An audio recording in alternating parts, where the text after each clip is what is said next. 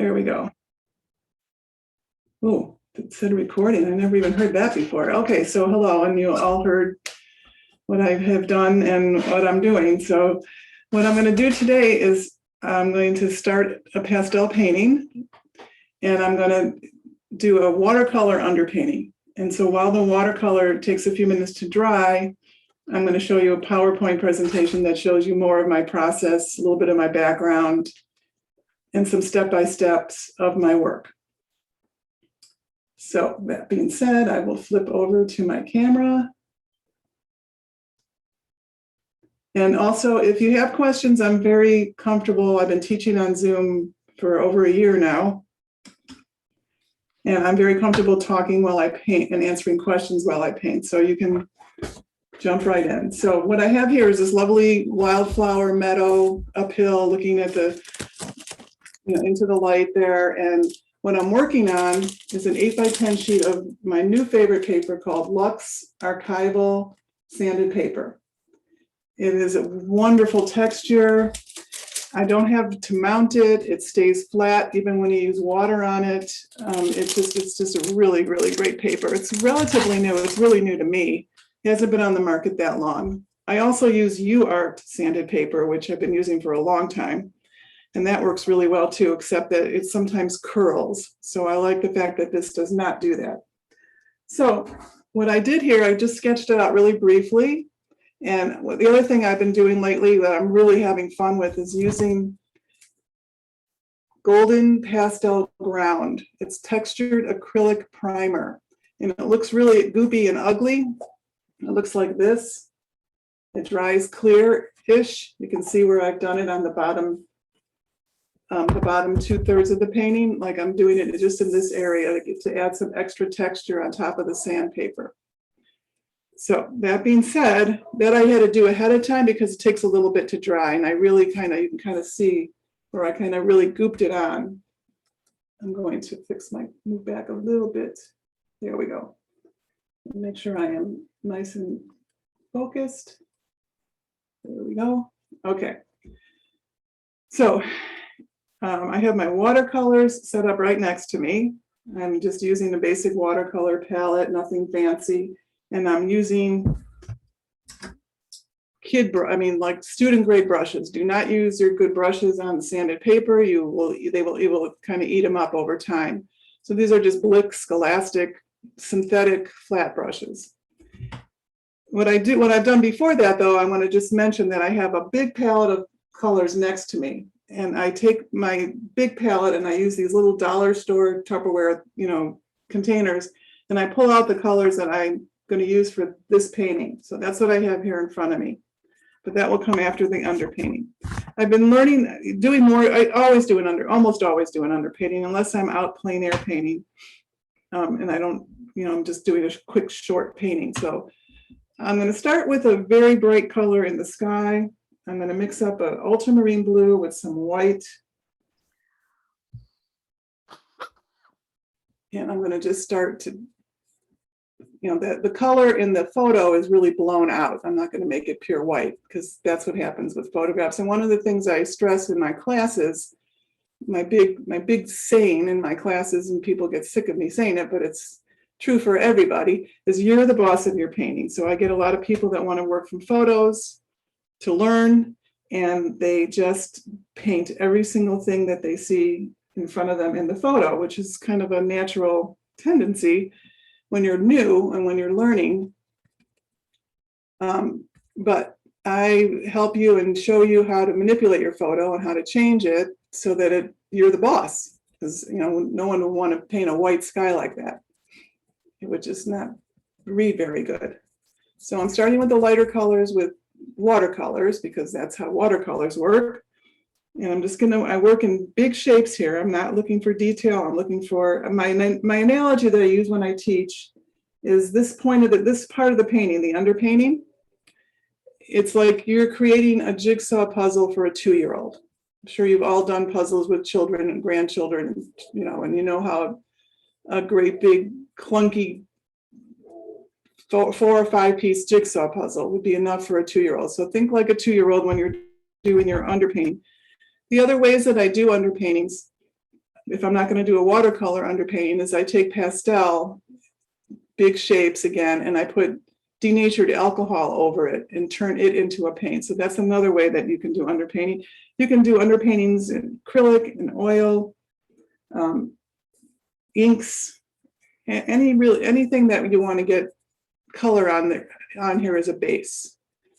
So now the thing that's confusing for some people that switch from watercolor to pastel or oil or acrylic is that watercolor people work from light to dark, and us other people, the rest of us, work from dark to light.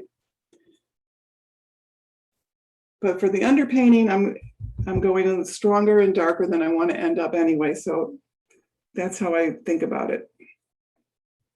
So I'm going to mix up a nice darker green for some of the foliage up at the top.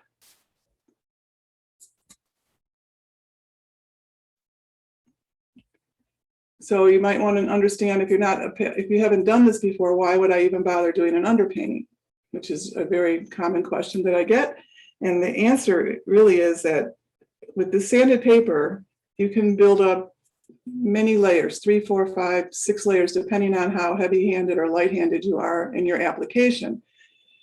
But by doing this underpainting process, it's sort of like a free pass. You can kind of get a free layer out of it. So I can get a lot of color on here, and I haven't used any of the tooth of the paper. So it's really a big benefit. Mixed up a nice dark with, I used black and some cadmium red. I want to just establish this big main tree here. The other lovely thing about this technique is it's so forgiving. Like if I was doing this in watercolor, I'd have to be very careful where I put my darks. I don't really care if I want to move something or get light into some area that I painted too dark. I can do that with my pastels. So it's much more forgiving, and I think it enables you to be a little more free and loose and experiment a little bit, because you really can't ruin it at the underpainting stage. See, up here it's a little runny, but I don't care. So my goal in this point is to cover the white, is to get big shapes of color and cover the white. It is my main goal right now.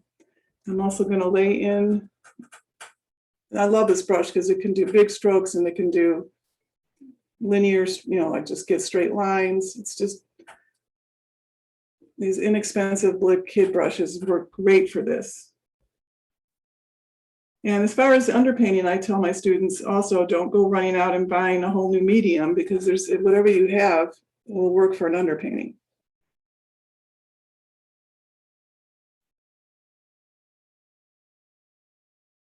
Just laying in the basic shape of this fence. Now I want to get some paint down below. So if I were going to do this with the pastel and the alcohol wash and the texture, I'd have to do the pastel alcohol wash first and then apply the texture, because the pastel wouldn't go over this, but the paint will. And you'll see what happens when I apply the pastel to it, how beautiful it just reacts. So I'm looking for the darks here. I mixed up a viridian green and some cadmium red to get these nice rich darks down here. I'm kind of squinting and looking at a big pattern of dark.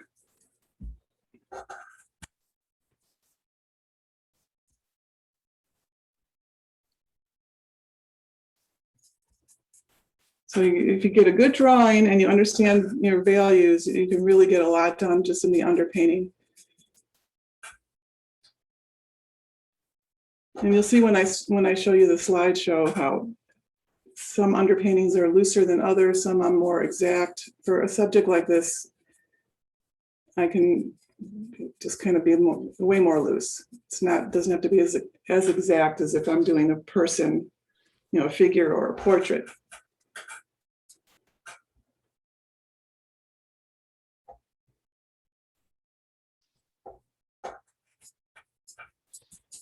I didn't even really ask how many of you on here today already work in pastels, or if you're just looking to see what pastels are all about.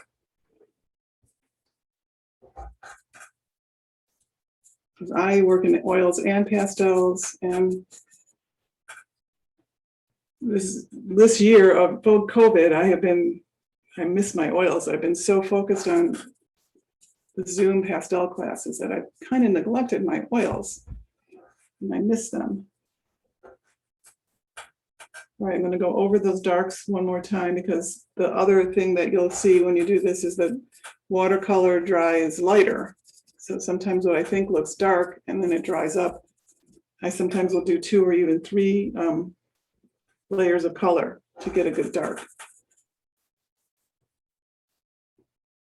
So I'm just looking to place all these bigger pieces. I like that little bump on the tree here.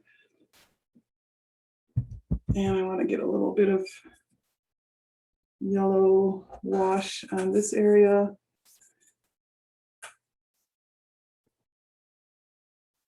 Okay, we're getting there.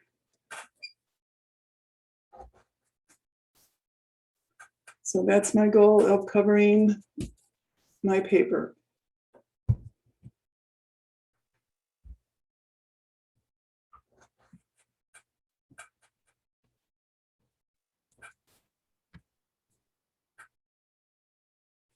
Again, I'm going darker than I want to end up, so on purpose. Do one more quick run of darks in the foreground here. And I've mixed up some ultramarine blue and some alizarin and some burnt sienna. You get a really nice rich color. Right over my bumpy pastel ground that I applied earlier. All right, I'm going to let this dry for a minute. Anybody have any questions in the meantime?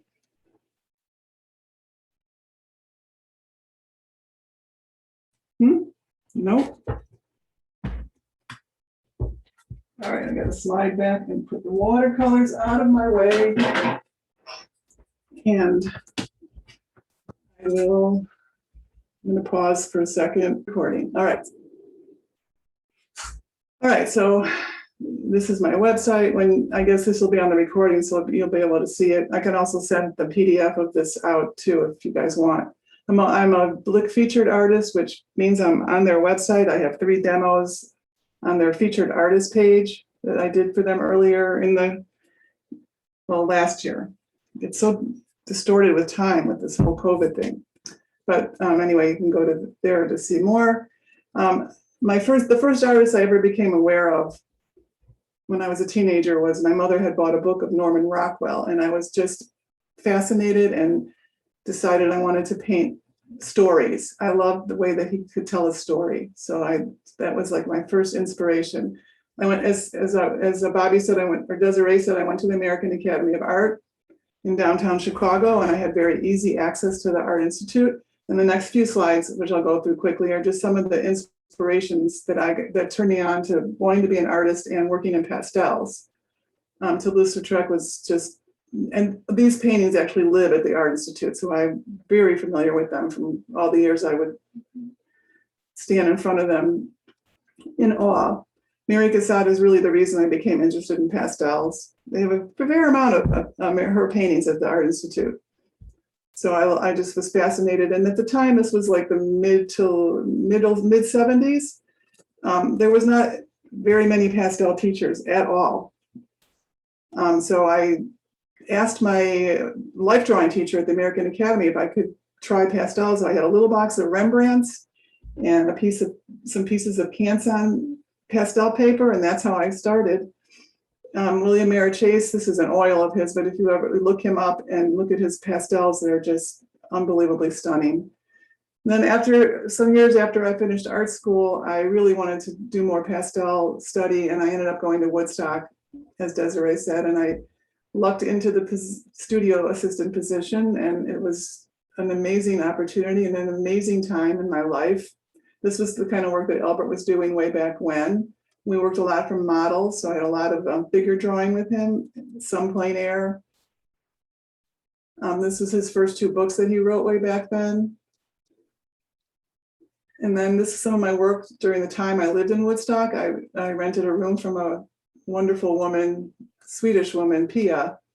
And then this is just some of the scenes around her house that I painted. When I went back to Chicago in the late 80s, I started my own studio, and I, as you heard, got the great thrill to work at the Palette and Chisel Academy with Richard Schmid and his, well, she wasn't his wife then, Nancy Guzik. And I don't know if you're all familiar with that whole gang of artists that came out of Palette and Chisel, but they're quite, many of them are very, very successful that learned under Richard, some of his work. I also founded the Midwest Pastel Society. I just did a presentation for the Chicago pastel painters, and they all wanted to see this is sort of an art history lesson in the pastel world. It was juried by Richard Schmid, and you guys aren't that interested in this, but it was fun for them. I began a series of paintings back then called Women in Hats. I had the opportunity to, this girlfriend of mine back then was working at a French restaurant called Yvette's. And the owner asked me if he liked my artwork. He said, why don't you come in the lounge on, Fridays after work and sketch people? Maybe he'll drum up some business for you. And I did that, and I would just come home to my then boyfriend and say, people are so boring. Everyone was wearing a suit and a tie, and and he said, well, why don't you just make your own scenes then? So I started to do that. And these are all staged, and I would dress up the models. They were my sisters and their friends. And I started creating this whole series of women in hats. It was really, really fun. So these are just some of the scenes I created. And like Norman Rockwell, I wanted to tell a story. So that was my inspiration for this. And then when I moved to Portland and discovered all the beauty of the flower fields and gardens in Portland, I sort of restarted my women in hats, but this time in beautiful gardens instead of interiors. I also do portrait commissions. These happen to all be oils. So I did, I work, as I said, I work in oils also. And here now we begin some of the more step-by-steps. Also during the COVID year, I got commissioned to do this painting of one of my former students. This is her 10 grandchildren, all lined up, ready for a family St. Patrick's Day party. So they're all wearing various shades of green. So I started this out. I did a lot of gridding, and I drew it all out in pastel pencils. This is a watercolor underpainting. This is on the UArt, the other paper that I'm not using today, but this is the watercolor underpainting. So you can see it's a little more exact than what I did today. And this is starting to build up the layers of hard and soft pastels. And this is the finished piece. And I had asked a couple of my artist friends on one of our Zoom calls, I was like, what do I charge her? Just 10 figures. It's a lot of people. And they all said, don't do it. That's crazy. That's too much. But I loved doing this painting. I loved all their little dresses, the little girls. I have two boys that I raised, adult sons. So I never got to do pink tights and purple boots and polka dot dresses and bows and stuff. So I just had so much fun painting this. And then this is another step-by-step showing for a portrait class demo. Again, drawing it out with the pastel pencils, a watercolor underpainting, and then building up the layers. And here's another example from the underpainting to the pastel. These were both all started the same way that I'm starting this one today. They were all started the same way. And this one I use Photoshop a lot, and I don't expect all my students to have great Photoshop skills. You can do this in a sketchbook with a pen and pencil, but I was showing them how I would take, this was another commission. I took these photos and I didn't like where her hand was, but I liked the rest of it. So I added some space below. I got rid of the fireplace mantle, and turned it into what I wanted, because as I said earlier, I'm the boss here. So this is how it started. Again, this is the Lux archival paper, watercolor underpainting, building up the layers, and that's the finished piece. This is a childhood memory. I'm all about painting what you love. I always encourage my students to paint what you love. So before COVID, when I was visiting my family who live in Chicago, we went through all our massive amount of 35 millimeter slides. And I took a bunch of them that I wanted to paint and turn them into digital images. So being the oldest of 4 girls, and we grew up taking dance lessons and having dance recitals, this is my now 57-year-old baby sister. And I call this one Star of the Show. So I just felt I needed to paint it. So you can see in this photo all the arms. There's like a million arms, a million hands. And as I was working, I can see that, oh my God, it's like this hand looked like it's coming right up out of her head. And it was like too much. So here, this one was a pastel underpainting with the alcohol wash. So this was what I did. I laid in all these broad colors, big shapes, and then I put the alcohol wash over it. And then I started layering up over here, and that's the finished piece. But I took out a bunch of figures and a bunch of hands. There's still a lot of hands in there, but I got rid of some of them. My next mentor has been, and currently, and last, well, before COVID, I haven't seen him since, but Joe Paquette, because I've been studying more oil plein air with him. He's a fabulous artist out of Minnesota, very, very renowned, like amazing teacher. This is some of my plein air work in pastel. This is a couple of my different setups. The iris fields up here in Portland, this is not from this year. But this is what's blooming here now. These are some various plein air pieces I've done. These are oils. That one's a pastel. And this is more about when I teach in my class. I have one of the exercises we do is do a value chart with all your pastel sticks to learn how to place them and arrange them by value. And then I also show you how, I love this is like a magic trick, is these 3 squares and these 3 squares are the same exact color. And then I teach about relativity, how we, depending on what we put around that color, will really influence how we see that color. So that all gets in my classes. We talk about that a lot. This is actually on my website. It's on UArt. UArt Pastel Paper has a really great part of their website called Tips and Techniques. And you can go on there and see various artists step-by-step painting. So this was another commission of this friend of mine's mother, this 92-year-old woman that still creates these gorgeous quilts. So here's an underpainting with the pastel with the alcohol wash over it. So real basic shapes, really broken down into basic shapes. And I started layering up. And when I got to this point here, I was really unhappy with the hand. It looked kind of stumpy. And I looked at the photo and I'm like, yeah, it's not so pretty in the photo. So I found another photo in the same, from the same day. And I liked that hand better. So the final piece actually has a better hand. So this is another thing I do for my students when we work from, when I send out images for class, I send out color swatches as well so that they can start to pull out colors from their bigger sets into those little containers like I showed you, like I did for today. This is just some more step-by-step. This is the alcohol, the pastel laid on, the alcohol over it, and then layering up with the hard and soft pastels, and that's the finished piece of that. Again, here, the basic shapes with the pastel with the alcohol wash over it. You end up with, again, that big chunky jigsaw puzzle look.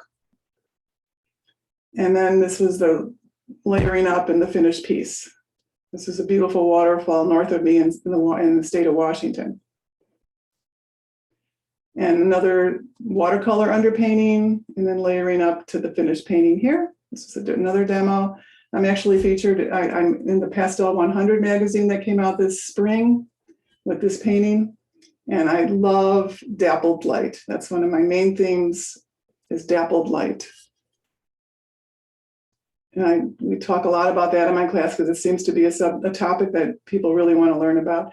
And I just like to show that pastels for all seasons, spring, summer, winter, fall, you can do anything you want with pastels.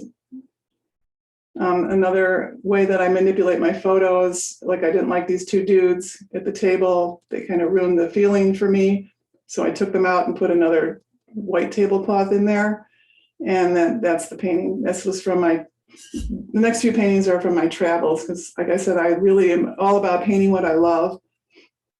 And memories from my childhood, memories from my travels. So I encourage people to do that too. And this was my husband and I many years ago traveled through Asia. This is another one of my COVID projects. My husband passed away unexpectedly 3.5 years ago, and I went through, finally got it together to go through all our photos and slides, and pulled out some photos from our trip. This was in Nepal, and I'm proud to say I took this photo trekking on this road right here. So I again blocked it in with pastel pencils. This was an acrylic underpainting, this one. So I did the same kind of thing I'm doing today, but with acrylics instead of watercolors, and then layering it up. And there's the finished piece of that one. And then these are some other paintings from that same trip. And that is the end of that. So does anybody have any comments, questions? You can unmute and ask me, or else I'll just start painting again. I'm so grateful to see your beautiful work. Thank you so much. Well, you're welcome. I'm happy to share it. All right, back to the easel. All right, so this is all dry, and I am going to, normally, I'd say just always, after I do the underpainting and it dries, I come back in and with a pastel pencil and sort of remap where I'm going to go before I actually start painting. And another really big question people ask me is, how do I sharpen my pastel pencils? I have tried every pencil sharpener known to mankind, and there's really not a great answer. And they all start out great. Pastel pencils are a lot softer than lead pencils, which is the problem when you put them into a electric, or you can handheld works. They all work, but what I end up doing is the good old-fashioned box knife, whittling it down, taking my sand pad and making a nice sharp point. And I'm really all about nice sharp points, whether you're drawing in a sketchbook or anywhere, because it's sort of like your instrument. You would want a sharp scalpel if you were a doctor, and I think we are all like operating here. So I take a couple minutes. I'm not going to spend a lot of time because it's a short demo, but I always redraw some areas just to make sure I know what I'm doing before I start layering my colors on here, especially with like the perspective of the fence and where I want the fence posts. Lining things up, just so I can get that nice perspective. There's not a whole lot of drawing I need to do on this, but obviously some of those other subjects that you saw me do, I would spend more time, redrawing before I start. But I'm going to leave it at that, and I'm going to jump right in. Oh, one last thing, very important. Best tip you're going to get from me today. One of the complaints I've heard is pastels are messy. What do you do about all the dust? 2-inch masking tape. I tear off a piece, the width of my painting, and I stick it. I'm going to do it below so you won't see it, but I'm going to stick it on below, and I'm going to leave it sticking out halfway, right a couple inches below my painting. So all the little dust, because some of it will flake off, it's normal. It will fall right on the masking tape sitting below, the little shelf of masking tape. And then it doesn't get all over your studio or your carpeting or your lungs or anything. So I'm going to start down here, I think, and I'm just going to indicate some the darkest darks that I see. And you can see, I think already, the beautiful texture that I'm going to get. Maybe you can see, I'll zoom in too. Just want to kind of key it down there. And some of these beautiful spring greens here. There you can see it with the lighter colors. It makes just a gorgeous, gorgeous texture. I'm just wiping it off on my towel here because it's a little dusty here. So I'm gonna, oops, that's not the color I wanted. There we go. I'm gonna start laying in some color where I want the sky to be. I'm gonna mix up a color right on the board here. So I have a beautiful kind of sky blue, and then I'm putting this kind of creamy yellow on top of it. I'm going to make a really soft, light sky. Not white though. I don't want to make it a white sky. Just a light value, but not white.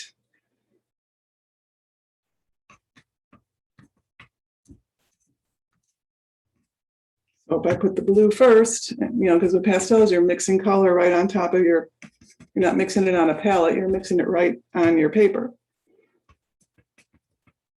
So I just want to kind of indicate where that sky is going to be.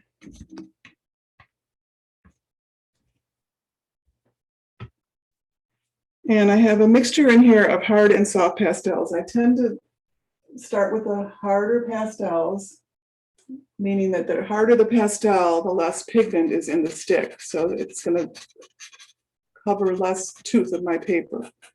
So I'd like to kind of start.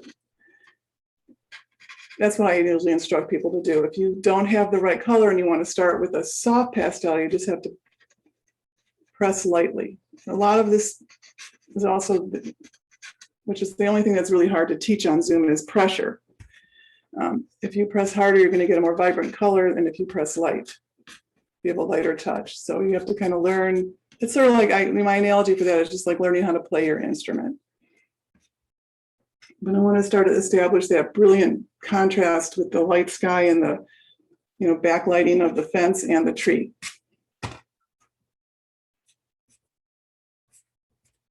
So that's a very, very dark blue, and I'm going to also put on a very, very dark, like kind of deep purple to get that dark of that tree trunk.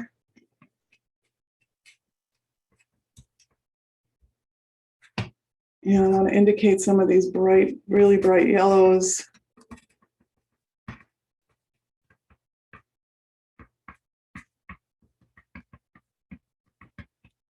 And that's a soft pastel. You can really see the pigment just coming right off on the paper. I also consider my pastels a natural antidepressant, because I don't think it's possible to hold this color in your hand and be depressed. It's just a very happy medium. And I love getting my hands dirty, so pastel is a good fit for me. So right here, I can start to carve right in between. That's how you can work light on top of dark very easily.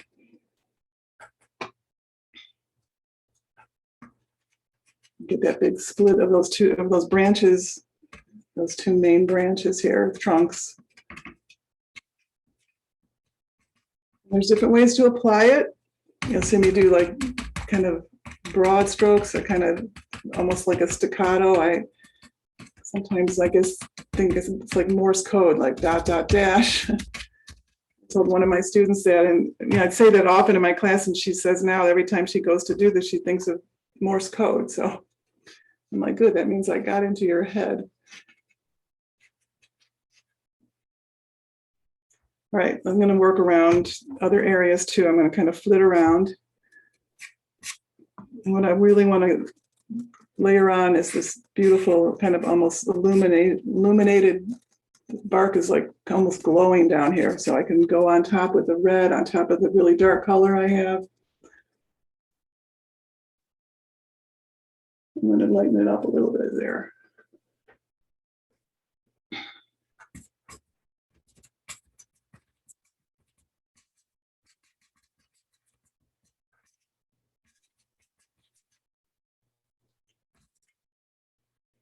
So I think you can see how the tree will start to form.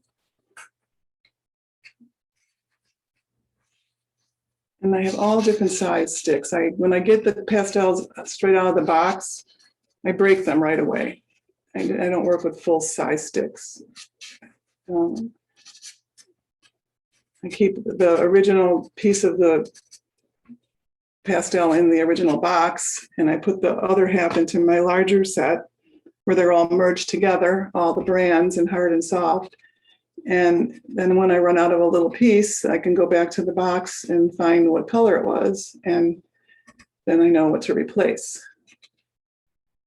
So it's a little bit of an investment up front to get all the colors you want, but then it's just a matter of, well, I shouldn't say that. You never have enough, to be honest. I feel like I warn people, pastels are highly addictive.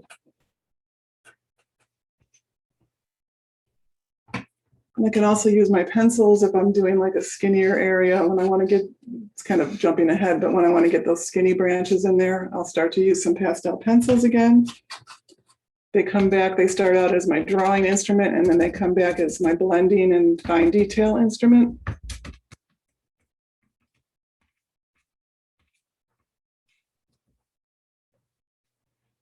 All right, let's see, we're gonna get some really vibrant colors in here. I think it's just indicative of early spring. I guess when I was asked to do this, it was before spring, so I looked for it. Now we're getting heading towards summer. At least up here. All right, now I'm going to come down into this foreground where I have all this fabulous texture and show you how fun that's going to be.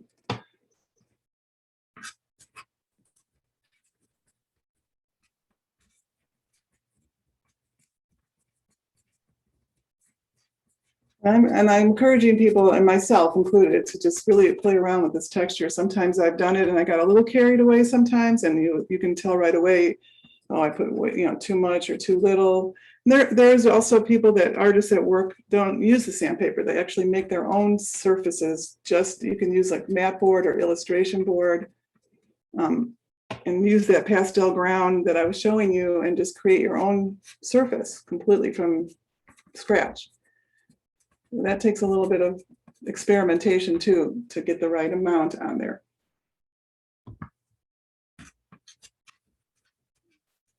But I'm really liking doing it in different areas, not all over.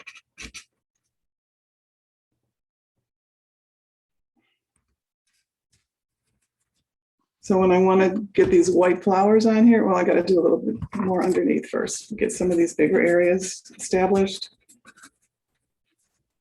And then I'm going to zoom in so you can really see how it looks.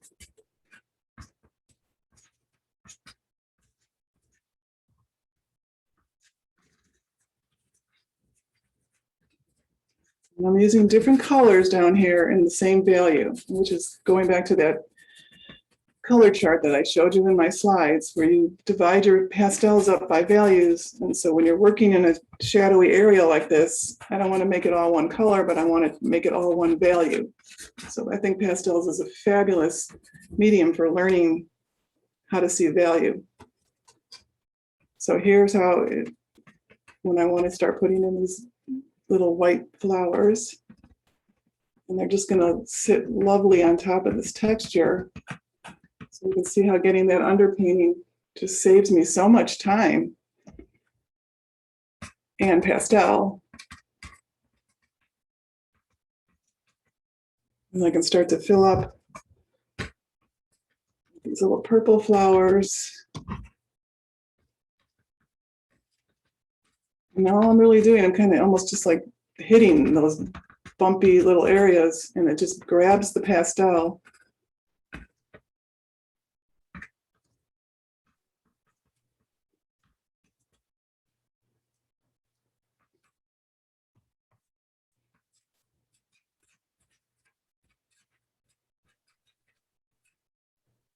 I can still come in with pencil on top of this if I want to get some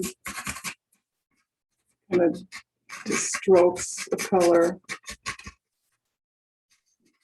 Pencils are wonderful for softening the edges around, especially after you do an underpainting, you end up with some hard edges where the colors transition. So you can use your pencils to blend things and soften edges. Love this fence. It's like so bumpy and lumpy.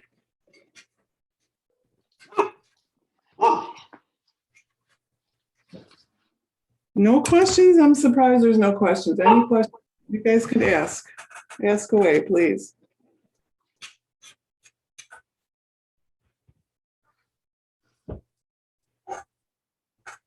You guys are too quiet. That was the one thing that's been so strange with doing Zoom, is I sometimes feel like I have to look over and see that there's people there. Otherwise, I feel like I'm talking out loud to myself, which we probably all started doing during COVID anyway. I have a question, Susan. Mhm. I was just curious, if you do not use an underpainting at any time or at any other time, what benefits can you achieve with the blending on the paper? I know that the watercolor is there and it shows, but adding the different layers of pastel, in your experience, what is that difference for you? Wait, I'm not catching your question. Say that again.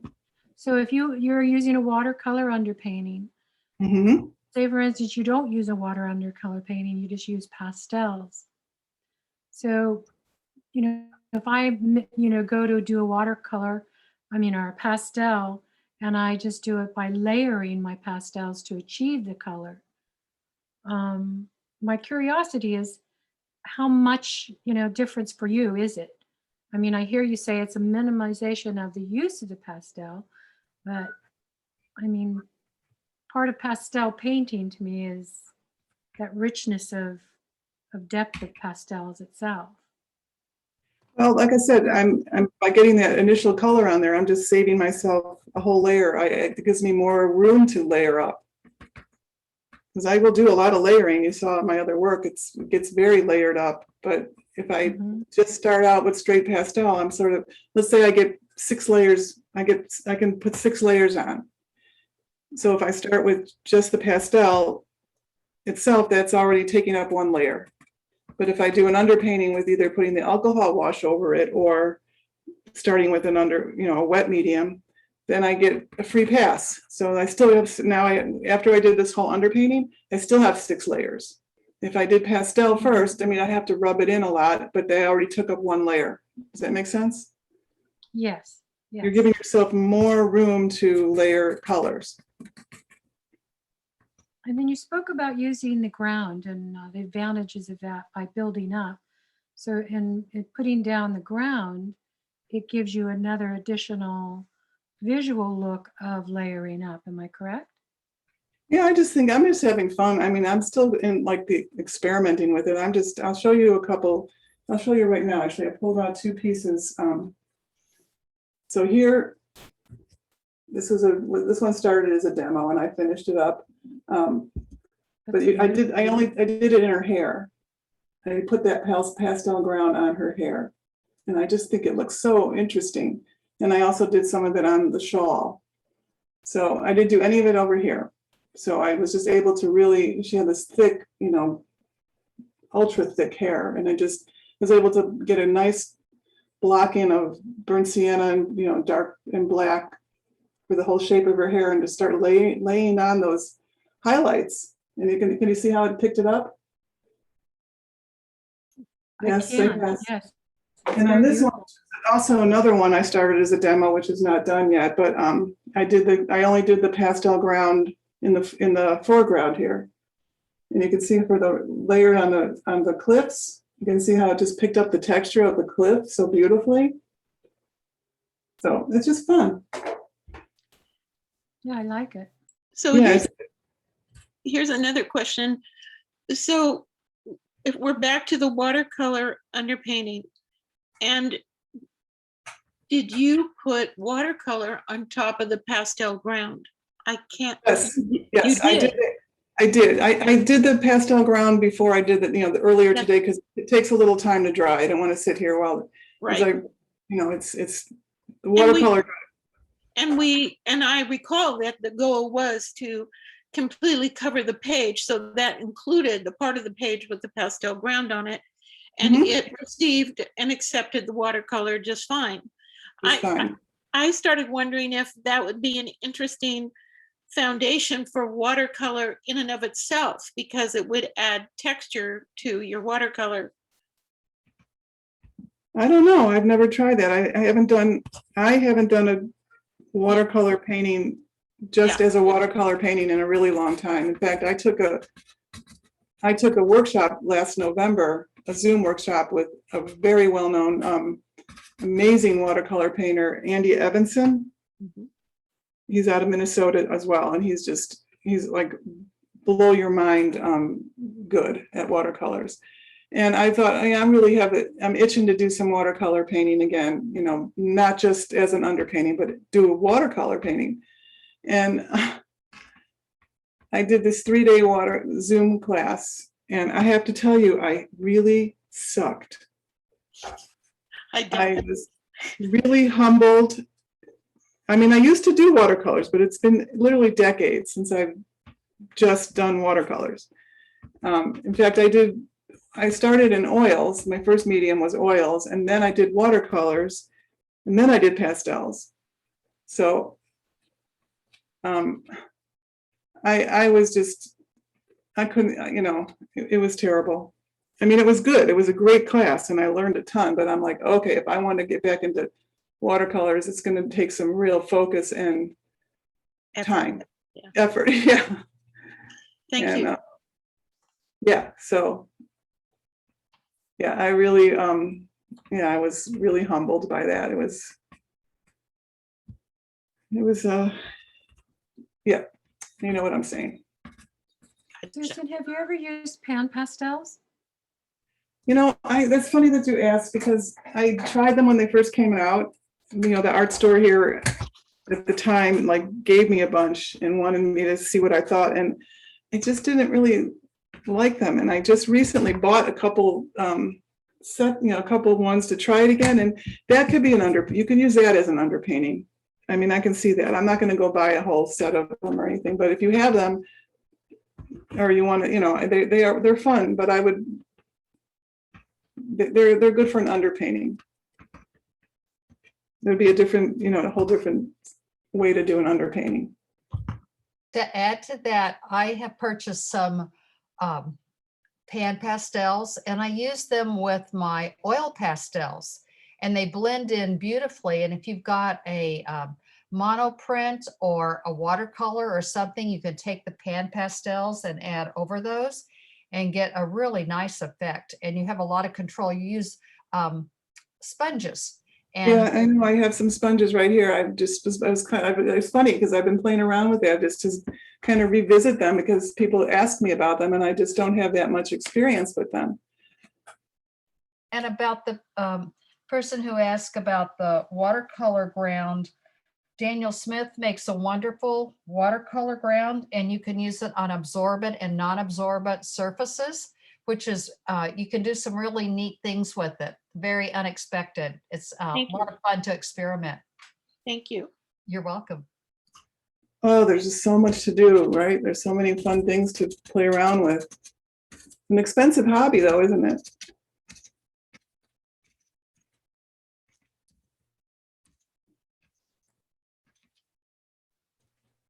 All right, so I think you can kind of see how this is starting to layer up. Oh, yeah. I want to put this other tree back in here. It's not dark enough. This will be a little darker back here.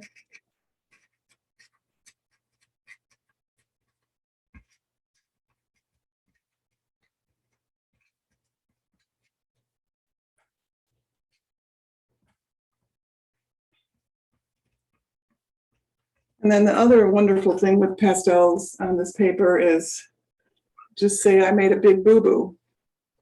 This brush, any brush, it's not just this brush, but this used to be a filbert shaped brush, and you can see how much I've used it because it's like a pointy brush now. And I use it to scrub off. If I don't like an area, just scrub it right off. And you don't get rid of the color completely, but it takes it back down to the point where you can build up more color. So I'm loving that part too. I have my brush here all the time.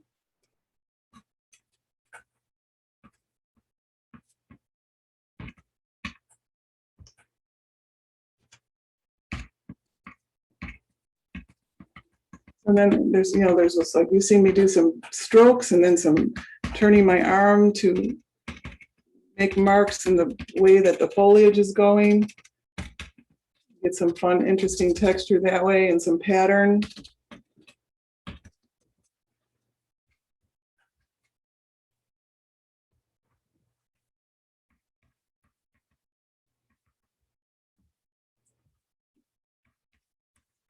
So if you get too light in an area, that's the part where you want to always have a brush, because if you get too light and you want to then get darker, you have to brush off the light. You don't want to work the dark on top of the light. That's where you get mud.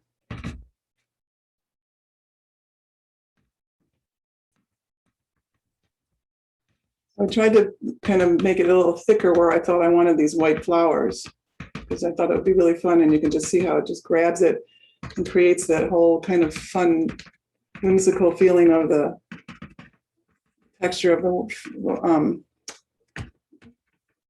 all the different wildflowers.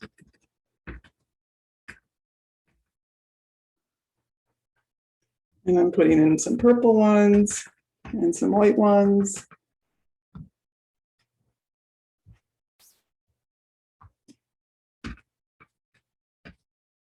And then you also have the option of leaving it more impressionistic or building it up. You can see some of my work was more refined and some was a little less refined. So you have a great big area of what you can do as far as like finished or unfinished, depending on what you like.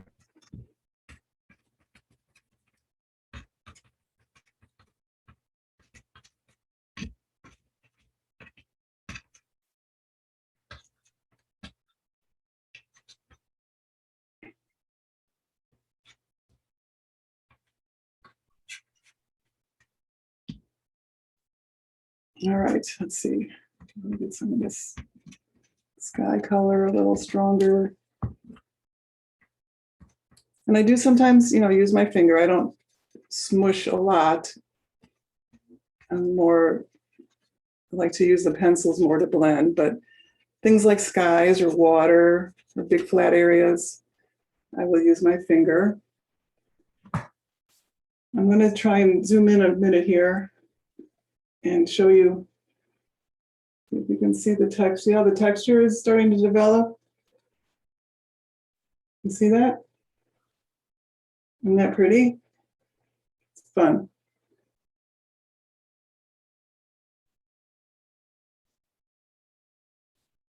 All right, I'm going to pause for a minute and take a little bit of a break. Oh, did I forget to turn it on again? Oh well, I'll keep working on it.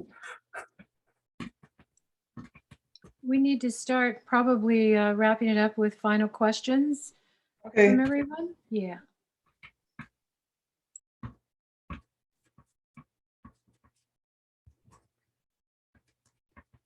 It's hard for me to stop once I get going. No. So, Susan, how do you fix the painting? How do you make sure it's not going to smudge? Well, like a watercolor or a print or a photograph, eventually it has to go under glass. Okay. I noticed, yeah, sometimes when you go into museums and you see a Degas, a pastel, it's always under very subdued lighting. Are yours going to be light fast or? Light fast, and if you frame it properly, it'll last forever. It's actually the most permanent medium because you'll never see a pastel yellow or crack or any of the things that happen to some of the older oil paintings. Yeah. So do you have to fix it first and then put the glass on? No? Fixative doesn't fix it. I will use fixative in the middle stages sometimes if I want to build up more layers of pastel. But it doesn't work. I could spray this, it'll darken the colors, and then if I took the hand across it, it would still smudge. Oh, okay. You can store them easily. There's a paper called glassine, which is sort of like a wax paper that you can wrap them in. I've also put them in, I also use those cellophane bags. Like when I ship them, when I ship smaller paintings, I put them in those cellophane, Yes. and that'll keep it until you're ready to frame it. Yeah. But they're so darn delicate. I'm just, if you sneeze on them, they blow away, yeah? No, they're not that fragile. They're not that. What medium do you work in? Well, I'm a printmaker, and I do use a process called Pastel transfer with aqua pasta, and it's a very soft effect. But this is quite different. But I do understand that the pigments are really pure in what you're using. Yes, you're working with straight pigment. Really. Yeah. You are. You know, these very soft pastels that I'm picking up here. I Yeah. mean, it's like it just comes right off on your finger. I mean, it's Yes. like pure. It's just lovely. It's like buttery. It's like painting with butter. That's cool. But you could do pastel over one of your prints too. There, I mean, you could mix media that way. Oh yeah, that the printmaking paper, you know, especially if you put some of that ground over it. Yeah. Oh yeah, that would be a really lovely. I've seen. Okay, I'll do it. I when I was teaching longer workshops, one of the days, you know, a lot of times I get watercolor painters, and I would say, bring in your bombed out watercolor painting, and we'll bring it to life with pastels. A resurrection, yes. Resurrection. So if you have any print, you know, any of your printmaking stuff that didn't come out quite right, you can really jazz it up and turn it into something beautiful with pastels. Thank you. I'll try. Good. Everybody else come back, put your faces on.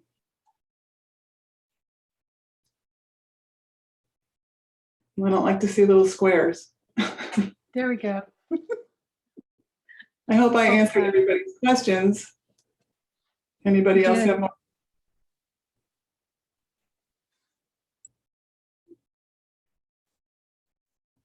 Thank you all. I mean, do you want me to work some more, or do I you have think enough? we're good, Susan. Does anyone else have any further questions? Thank you so much for coming. And please, everyone, remember that Susan has a workshop coming up in June on the 16th. It's a summer class. It's a 5-week. It's available on Zoom. Thank you so much. And Thank we look you. forward to having future contacts with you, okay? It Thank was lovely you. to see you all. And I think you shouldn't have any problem with the recording. If there's any issues,